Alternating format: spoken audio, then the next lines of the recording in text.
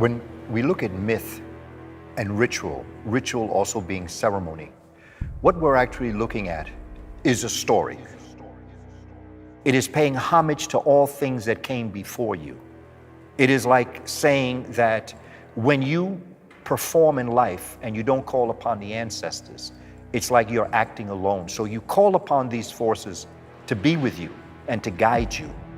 And most of these forces actually represent aspects of nature. In Kemet, they would be called Neteru. The community, as generations go on, create a ceremony, a ritual, either reenacting what that hero or shero did, or it will be reenacting exactly what may have spurred the event on. And so myth allows us to reenact the event through the story.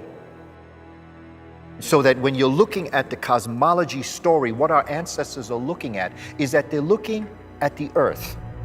And what they notice is that there are creations that come in the form of a seed, and that the seed placed in the earth, the womb of Gaia, the womb of the living earth, now is going to bring forward plants.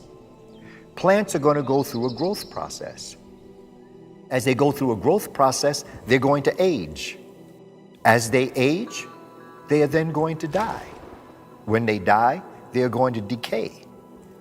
But after they decay, they're going to resurrect themselves in spring to another life form. So the very first forms of resurrection came from agricultural science, when humans were able to scientifically model life as it related to the world around them. Then these humans, as they started to think, began to look at themselves. And they began to say, but in our science, we also come from a seed.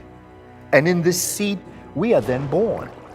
And then as we are born, we grow. As we grow, we age. As we age, we die. When we die, our body decays, and then we resurrect ourselves. And that gave birth to the Asarian drama.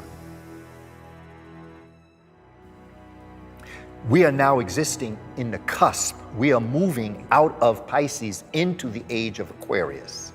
Just as it was 2,100 odd years ago, we were moving on the cusp out of Aries, the ram, the family of sheep. The ram is the male sheep. The EWE, is the female sheep. But what's the baby sheep called? It's called a lamb. So the Lamb of God, who will take away the sins of the world, is going to be ushered out of Aries into Pisces, who is going to be the what? The fisher of humans. And he, the Piscean, the fish, is going to lead to the age of Aquarius. When you search for truth, righteousness, and justice, when you look at the laws of the cosmic universe, you come to understand that everything is in balance. Everything comes into existence as it relates to the coming together of two concepts that some people would call in opposition, some people would call complementary. We all understand that each and every one of us is half man and half woman. And out of this, our ancestors paid homage to this. You have Aset, who is known to be the mother of the human family, the wife of the male creator, Asar. Other entities like Ma'at, it was she, the righteous path, that brought things into existence with order and arrangement. And it was her husband, Tehuti, the ibis bird, that would be the wisdom and knowledge. So the way in which our ancestors put it through scientific means and through spiritual means is that in order to be on the right path, you have to have the wisdom to be on the path. But in order to have wisdom, you must be on the path. So in a sense, these are complements to each other. They are husband and wife. And when men do what they're supposed to do, women can do what they're supposed to do. But there are responsibilities as men and women that we have. And women have awesome responsibility. And it is not until the righteousness and the balance and the harmony comes back in the cosmos and on the earth The relationships between men and women become balanced again. Not to put her on a pedestal, not to put her in front of us or behind us, under us.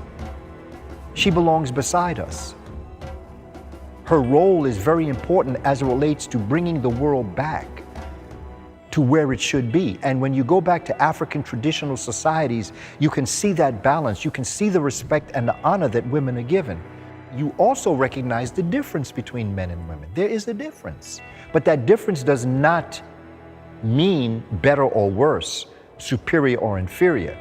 There is just a difference because in order for life to continue, there has to be a difference between the genders, because when we are in unity, we are actually the original creator God of all. And out of that, we create other little gods who are our children.